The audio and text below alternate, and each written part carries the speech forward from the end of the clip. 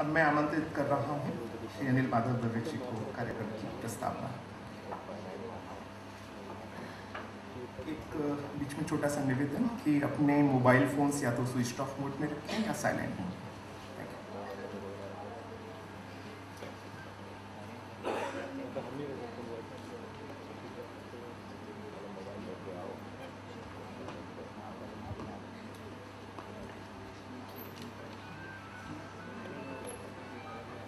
आज के कार्यक्रम के अधिकृत वक्ता, ये शब्द मैं विशेष करके जोड़ रहा हूँ। वक्ता सब होते हैं, कोई पद के कारण बोलता है, कोई परिचय के कारण बोलता है, कोई इसलिए बोलता है कि उसका संचालक उसको पसंद करता है इसलिए बोलता है। लेकिन विषय पर अधिकृत वक्ता कभी कभी ही आता है।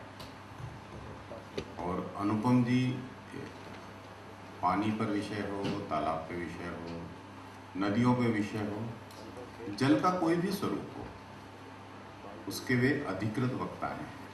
उन्हें सुनना अपने आप में एक ऐसा दुर्लभ अवसर होता है जिसे किसी ने भी कभी भी नहीं छोड़ना चाहिए। ऐसे आज के कार्यक्रम के मुख्य वक्ता आदरणीय अनुपम जी। पंचमुखी जी के लिए जैसा बताया कि आप विभिन्न प्रकार के सांस्कृतिक दार्शनिक विषयों के ज्ञाता हैं, संस्कृत के कुलाधिपति रहे हैं विश्वविद्यालय के, तो गंगा के संबंध में बाकी उसका जो सांस्कृतिक धार्मिक पक्ष है वह भी हमको जानने को मिलेगा। ऐसे पंचमुखी जी और कार्यक्रम का संचालन कर रहे हैं अतुल जी, और यहाँ इस सभा में उपस्थित भाइयों बहनों मित्रों पत्रकार साथियों।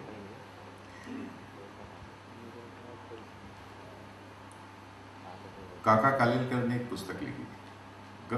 गंगा पे बात होती है तो सब लोग गंगा के महात्मा पे बहुत बोलते हैं और गंगा के कष्ट पर कम बोलते हैं। सब बहुत महान है, ये है वो है। जैसे मैं नर्मदा में जाता हूँ, सब जने नर्मदा की बड़ी साफ और पुण्य सलीला है, दर्शन से ही लाभ हो जाता है, और डिटर्जेंट का साबुन लेके वही नहाता रहता है। मैं बोलता हूँ भैया दादा मेरा तेरा जो महान ज्ञान है मेरे किसी काम का नहीं है। तो मैं उसके किसी महात्मा के ऊपर कुछ न करते हुए, लेकिन बचपन में चूँकि एक पाठ चलता था और बचपन के संस्कार आदमी में जीवन भर बने रहते हैं, तो काका कालेलकर ने एक पुस्तक लिखी थी, मेरा हिमालय का प्रवास। मैंने उसे गुजराती में पढ़ी थी क्योंकि हमको गुजराती चलती थी उस जमाने में गुजरात में। तो मारो हिमालयनो प्रवास ऐसा करके वो एक पाठ आता था। उस पाठ में काका कालेलकर एक जगह लिखते हैं, गुजराती में वो वाक्य इस प्रकार से है कि गंगा कशु न करत एकला भीष्म ने जो जन्म पत्तो पड़ते आजे आर्य जाति नी माता तरीके प्रख्यात। गंगा कुछ नहीं करती, कुछ नहीं करती, और केवल भीष्म को ही जन्म दे देती, तो भी वो आज आर्य जाति की माता कहलाती। कुछ और करने की जरूरत नहीं है। इतना है ना, कहते हैं कि एक संतान ही इतनी बड़ी है कि उसकी ऊंचाई इतनी बड़ी है, और कहते हैं कि भीष्म की निष्प्रहता, भीष्म की टेक, भीष्म की प्रतिज्ञा, ये तो आज भी लोग कहते हैं कि मैं भीष्म की प्रतिज्ञा लेता हूँ। तो गंगा के महात्मा पर इससे अधिक मेरे पास कहने को कुछ है नहीं। लेकिन गंगा समग्र जिसके लिए हम सब लोग यहाँ एकत्रित हुए हैं, ये क्या है? क्योंकि प्रस्तावना है, प्रारंभिक स्वरूप है, और आज यहाँ से हम इसका, और गंगा समग्र का ये प्रारंभिक पहला कार्यक्रम है। सार्वजनिक जीवन में ये इसका पदार्पण है, ये इसका जन्म है, यहाँ से वो शुरू हो रहा है। और जब भी शुरुआत होती है तो बहुत छोटी होती है, बहुत छोटी होती है। नर्मदा के संबंध में कहते हैं कि वो कल सतयुग के अंदर छोटी उंगली के बराबर थी, और कलयुग के अंदर वो जनेऊ की एक धार के बराबर है जहाँ से निकलती है। लेकिन जब निकल करके बाहर आती है और बाप रे कितनी बड़ी हो जाती है, 500 किलोमीटर बाद में, 700 किलोमीटर बाद, विराट स्वरूप। गंगा जब निकलती है तो उसका स्वरूप देखिए, चलते चलते वो इतना विराट स्वरूप ले लेती है। तो गंगा समग्र की ये प्रारंभिक शुरुआत एक छोटी सी पहल है। इस छोटी सी पहल की शुरुआत जिन्होंने की है वो दो संस्थाएं हैं। एक लोक भारती है। लोक भारती लखनऊ के अंदर काम करती हैं, उसका पूरा स्वरूप है, काम करते हैं वो सारे लोग। तो सामाजिक क्षेत्र के अंदर लोक भारती गंगा समग्र के माध्यम से जो लोक जागरण का काम है उसको देखेगी। दूसरी संस्था है दीनदयाल शोध संस्थान, DRI। गंगा के संबंध में जो अनुसंधान का विषय है, मैं ये क्लाइमेट चेंज के मामले में विश्व के अलग अलग स्थानों पर जाने का अवसर आता है तो मुझे ध्यान में आया कि हमको अंग्रेजी और अंग्रेजियत से कही गई बात जल्दी समझ में आती है। कोई आंकड़ा अगर किसी ने बताया कि ये 365, 364, तो हम कभी भी उसको क्रॉस चेक नहीं करते। हम ये मान के चलते हैं कि गोरे ने बोला, टाई बांध के बोला तो ठीक ही बोला होगा। ये समस्या है अपने साथ। यानी गोरे आदमी ने बोला और टाई बांध के बोला यानी ठीक बोला, और मैंने धोती पहन के बोला और हिंदी में बोला तो गड़बड़ हो सकता है। तो आंकड़ों के संबंध में सही निष्कर्ष निकले, सही अनुसंधान हो, सही उसकी R&D हो, रिसर्च एंड एनालिसिस हो, और उसके बाद में हम कह सकें कि हाँ इससे इसका ये प्रभाव हुआ। इस काम को दीनदयाल शोध संस्थान DRI करेगा और दोनों संस्थानों को मिलकर के ये उपक्रम की शुरुआत है। ये संयुक्त उपक्रम है। गंगा समग्र स्वयं में कोई संस्था नहीं है। गंगा समग्र स्वयं में एक मंच है, एक प्लेटफॉर्म है, एक प्रयत्न है, एक दिशा है। क्योंकि संस्थाओं के साथ बड़ी झंझट होती है। मैं अध्यक्ष बनूंगा कि नहीं बनूंगा, मैं सचिव बनूंगा कि नहीं बनूंगा, मैं मंच पे बैठूंगा कि नहीं बैठूंगा, मेरे को माला पहनने को मिलेगी कि मिलेगी, मेरे को बोलने को मिलेगा कि नहीं मिलेगा, लोग मेरी प्रशंसा करेंगे कि नहीं करेंगे। और मनुष्य के अंदर निहित ये जो सुसुप्त संस्कार है, ये मित्रों रेशमी कपड़े में कम और सादे कपड़े में ज़्यादा नजर आता है। इसलिए मैं हमेशा कहता हूँ कि ये बहुत गहरा संस्कार है और इस संस्कार से मुक्त होकर के चलना बड़ा कठिन होता है। इसलिए शुरुआत से ही हमने कहा है कि गंगा समग्र एक मंच है और ये मंच गंगा पर काम करने वाले सारे व्यक्ति, संस्थाएं, उन सब के लिए एक प्लेटफॉर्म बने, बात करने का विषय बने और सबके लिए एक आगे बढ़ने की और एक जैसी दिशा बने। क्योंकि भारत के अंदर प्रयत्न तो सब करते हैं, लेकिन वो स्वामी विवेकानंद कहते थे ना कि भारत के अंदर बड़ी प्रॉब्लम है। अमेरिका में गए थे तो बोलते थे कि आप अमेरिका वासी जब इकट्ठे हो जाते हो तो 4 लोग मिलकर के 100 साल तक एक संस्था चलाते हो। 4 लोग मिलकर के कोई पार्टनरशिप फर्म होगी, कोई संस्था होगी, 100 साल तक चलती रहती है। जिसको लीवर ब्रदर्स कहते हैं उसको 150 साल हो गए। आज भी लीवर ब्रदर्स ही है। लेकिन हमारे भारत के अंदर हम 3 लोग 4 लोग इकट्ठे तभी होते हैं जब किसी को 5वें को कंधे पे ले जाना होता है। तब तक इकट्ठे नहीं होते, एक दिशा में नहीं चलते। क्यों? मैं ज़्यादा जानता हूँ, मैं जो कहता हूँ वही सही है, आपको कम आता है, मेरे को ज़्यादा आता है। ये कैसे पनपा मुझे नहीं मालूम, क्योंकि जो वैदिक युग था, जो रामायण काल था, जो महाभारत का काल था, उसमें ये समय नहीं था। उसके अंदर हमने किसी भी ज्ञान की प्रशंसा की है, किसी भी व्यक्ति के प्रस्तुत किए गए विषय को हमने ससम्मान स्वीकार किया है। हमें उसी युग में वापस आना है। इसलिए हम सब मिलकर के, क्योंकि गंगा के ऊपर संकट बड़ा गहरा है मित्रों, और जितना अनुमान लगाया जा रहा है उससे ज़्यादा गहरा है, और इसका अनुभव गंगा के किनारे रहने वाले सभी लोगों को है। और इस गहरे संकट का कारण ये है कि इलाहाबाद के अंदर जब कुंभ लगा तो वहाँ लोग, जितने टेंट लगे, बाकी सब लगे, किसी की आलोचना नहीं है, लेकिन लोग मग्गा, बाल्टी, कमंडल, बाकी सब डाल करके गंगा का पानी नहीं पीते थे, मिनरल वाटर का पानी पीते थे। अंतर देखिए, जिसकी पूजा हो रही है, जिसकी अर्चना हो रही है, जिसके सामने हम जा रहे हैं। मैं नर्मदा में हमेशा कहता हूँ, जहाँ पे भी किसी गांव में खड़ा हो जाता हूँ, मैंने कहा उठाओ ग्लास और पानी पियो, बाकी बात बाद में करेंगे। बोरिंग का पानी क्यों गाँव में चढ़ा रहे ऊपर? तो कहने का तात्पर्य यह है कि स्थिति खराब हो गई है, और ये विशेष करके पिछले 70 वर्षों में खराब हुई है। खराब होने का जो मूल कारण है वो 3 है: समाज का व्यवहार, सरकार का व्यवहार, और जिस प्रकार से विभिन्न प्रकार की व्यक्तिगत प्रयत्नों में, औद्योगिक, बाकी सारे विषय, उन तीनों के कारण ये प्रदूषित हुई है, गंदी हुई है, इसके स्वरूप में परिवर्तन आया है। लेकिन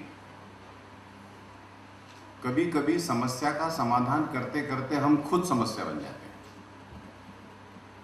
कि ये एक बड़ा विचित्र है कि सर्जरी करने के लिए प्रयुक्त किया गया चाकू ही कंटेमिनेटेड था, उसने पेशेंट को और खराब कर दिया।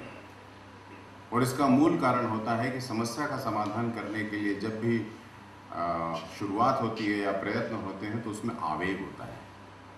और मित्रों, आवेग हर चीज के लिए कष्ट है। भीष्म ने हाथ जोड़ के कृष्ण से कहा कि भगवान, इस 18 अक्षौहिणी सेना में एक आप ही तो शांत हैं और एक आप ही तो संचालन कर रहे युद्ध का, आप ये पहिया लेके कहाँ शुरू हो गए? भगवान के लिए नीचे रख दीजिए, आपको मेरे को मारना वारना वो तो सब मरमुरा जाएंगे, कोई आपके सामने कोई टिक नहीं सकता है। लेकिन आप आवेग में मत आइए, आपके आवेग में आने से समस्या का समाधान नहीं होगा। महाभारत धर्म की स्थापना के लिए प्रारंभ किया गया युद्ध तो उल्टा हो जाएगा। तो मित्रों, इस पूरी व्यवस्था के अंदर हमको गंगा समग्र जब काम की दिशा में आगे बढ़ेगी तो बहुत सारे लोग कहेंगे आवेग है, जल्दी करो, बहुत देर से कर रहे हो, ये कर रहे हो, वो कर रहे हैं। भगीरथ को 7 पीढ़ी लगी, गंगा को मूल स्वरूप को लौटाने में मुझे लगता है 2 पीढ़ियाँ भी लग गई तो कम समय लगा। लाने में इतना लगा था, खराब करने में 70 साल लगा दिए। तो उसको अगर संभालने में भी अगर हमें थोड़ा समय लगा तो उस समय को उतना देना ही पड़ेगा, क्योंकि प्रकृति के अंदर कोई इंस्टेंट नहीं है। कोस्टा कॉफ़ी इंस्टेंट बनती है, इंस्टेंट नेस्कैफे बन सकती है, इंस्टेंट बाकी सारी चीज़ें होती है, इंस्टेंट पेड़ खड़ा नहीं होता, इंस्टेंट बच्चा नहीं आता, इंस्टेंट दुनिया में कुछ नहीं होता। प्रकृति अपनी गति से चलती है और उस गति और उस स्पेस को समझना जरूरी है और उस स्पेस के साथ काम करना जरूरी है। वो करने के लिए ही गंगा समग्र उस दिशा में प्रयत्न करेगा। और जब हम प्रयत्न करेंगे तो हमने मूलभूत रूप से कुछ सिद्धांत बनाए। उत्तर प्रदेश की गंगा, बिहार की गंगा, उत्तरांचल की गंगा, ये दिशा गलत। गंगोत्री से गंगा सागर तक गंगा एक इकाई है और अगर कुछ गंगोत्री में करोगे तो उसका असर गंगा सागर में भी होगा और कुछ गंगा सागर में करोगे तो उसका असर गंगोत्री में भी होगा, क्योंकि ये जीवमान इकाई है। It's a living body. Ganga से बात करो तो बात करती है, व्यवहार करो तो व्यवहार करती है, उससे गलत कुछ करो तो तमाशा भी मार देती है। गंगा एक जीवित वस्तु है, जीवमान इकाई है, वो हमारी आराध्य है और उसकी ये एक इकाई है। और उसको टुकड़ों में कैसे कह सकते हैं कि भारत माता के ये हाथ बल्ले बस इसी का विचार करेंगे, ये पैर इसका, देखो एक पैर दुख रहा है तो पूरा शरीर जो है उसकी चिंता करता रहता है। तो गंगा एक इकाई है, ये जीवमान इकाई है और हम सब लोग मिलकर के यानी समाज, सरकार और व्यक्ति, इन सब के बीच में हमको काम करना पड़ेगा। केवल सरकार का उल्हाना देने से नहीं चलेगा, दे दिया जितना देना था, आगे भी कुछ नहीं है।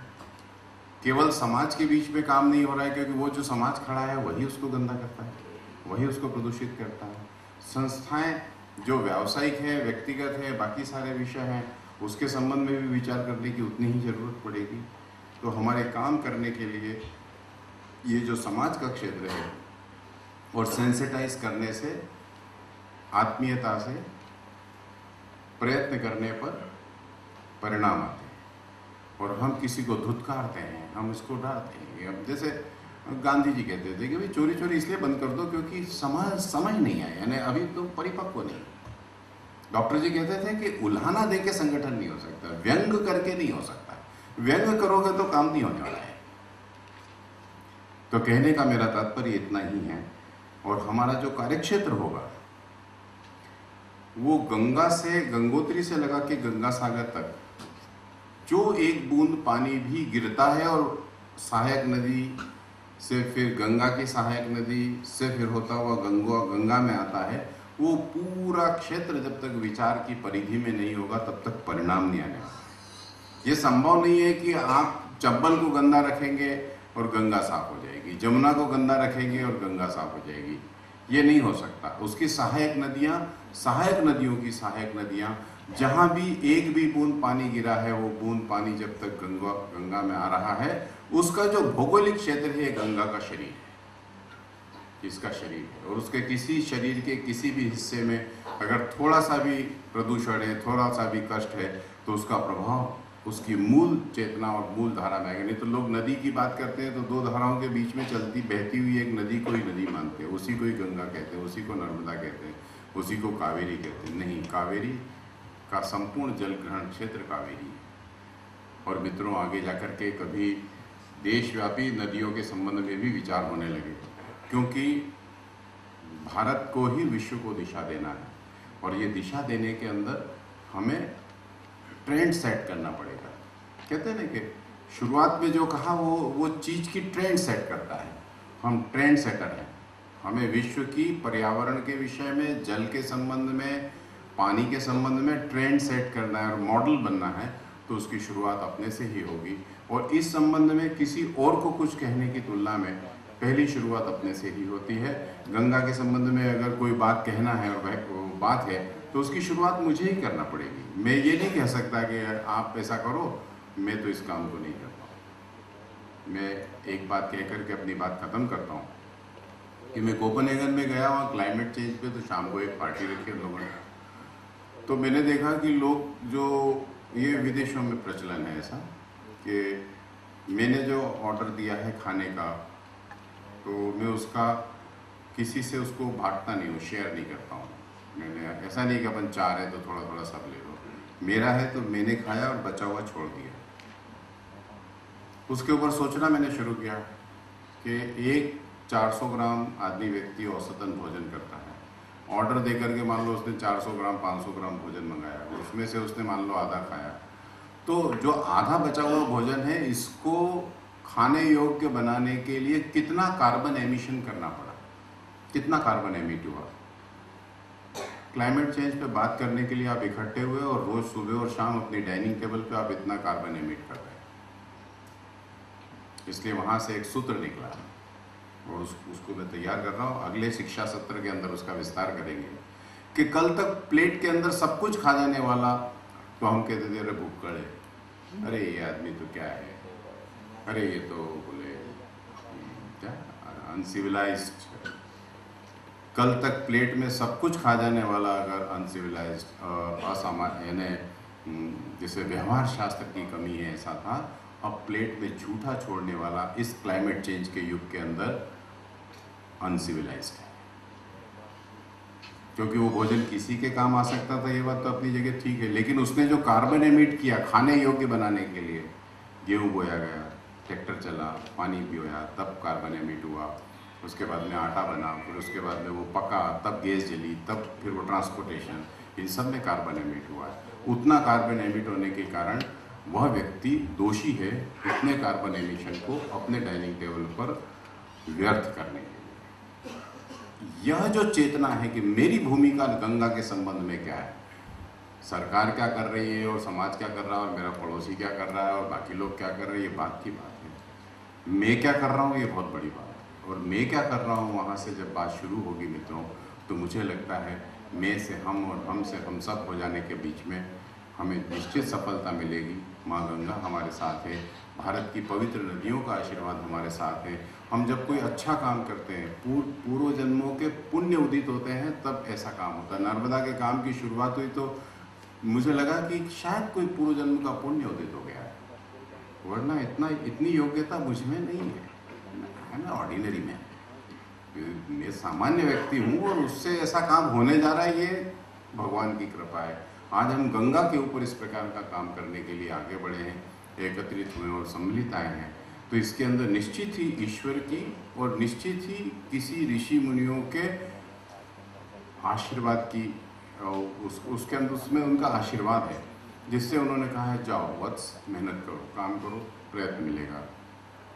तो मुझे लगता है कि हम धीरे धीरे इसको लेकर के उत्तरांचल, गंगोत्री के ऊपर का हिस्सा, बाद में उत्तर प्रदेश, अभी उत्तर प्रदेश का चुनाव निपट जाएगा, उसके बाद में, क्योंकि पॉलिटिकल एटमॉस्फेयर में कोई बात नहीं हो सकती, गंगा समग्र not at all political forum, ये बिल्कुल राजनीतिक संगठन है। यहाँ से फिर हम बिहार, यहाँ से, लेकिन हम नॉन पॉलिटिकल है, लेकिन हम पॉलिटिकल व्यक्तियों को अस्पृश्य नहीं मानते। मैं हमेशा कहता हूँ कि अस्पृश्यता की बात करने के, यानी अस्पृश्यता हटाने की बात करने वाला अगर खुद अस्पृश्यता को मानेगा तो कैसे चलेगा? क्योंकि वो समाज जीवन का वो भी हिस्सा है, वो भी एक फोर्स है, वो भी एक संस्था है, वो भी एक चीज़ है, वो भी एक पावर है, उससे काम हो रहा है। तो हमारे लिए कोई अस्पृश्य नहीं है, लेकिन हम एक नॉन पॉलिटिकल फोरम है। हम बिहार के अंदर, झारखंड के अंदर, पश्चिम बंगाल के अंदर और चलते चलते अंतर्गतवा गंगोत्री तक इस उपक्रम को ले जाने और उसमें संवाद, बातचीत, लोगों से बातचीत, लोगों का विषय, ये क्रम चलेगा। और मेरे से अगर पूछेगा कोई व्यक्तिगत रूप से तो मेरे मन में बड़ी इच्छा है कि एक बार भारत की कोई प्रमुख सारी नदियाँ जो 8, 10, 12 हैं, उसके ऊपर वैसा ही भगीरथ प्रयत्न होना चाहिए जैसा महाराजा भगीरथ ने किया था, उन्होंने लाने के लिए किया था। हम इन नदियों को इतना अच्छा, स्वस्थ और सुंदर रखें। मैं स्विट्ज़रलैंड गया तो वहाँ की एक तालाब को देखा तो मेरा आत्मा प्रसन्न हो गई। 10 फीट नीचे का पानी, पत्थर भी मेरे को दिख रहा था। मैं सोचता था भारत के तालाब ऐसे कब दिखने लगेंगे। तो मित्रों, हम उस दिशा में अगर आगे बढ़ेंगे और हम कर लेंगे। ये जो थोड़ी बहुत गड़बड़ है, ये ड्राइविंग सीट पे गलत लोगों के बैठने के कारण है। जिस दिन आदमी ठीक बैठ जाएंगे उस दिन बाद मामला ठीक हो जाता है। इसलिए हम उस दिशा में आगे बढ़ेंगे, प्रयत्न करेंगे तो ईश्वर हमें सफलता देगा और ऋषियों मुनियों का और पूर्वजों का हमारे ऊपर आशीर्वाद रहेगा। मोटे मोटे रूप में गंगा समग्र की प्रस्तावना रखने के लिए मैं आपके समक्ष उपस्थित हुआ था। बहुत बहुत धन्यवाद। वंदे मातरम।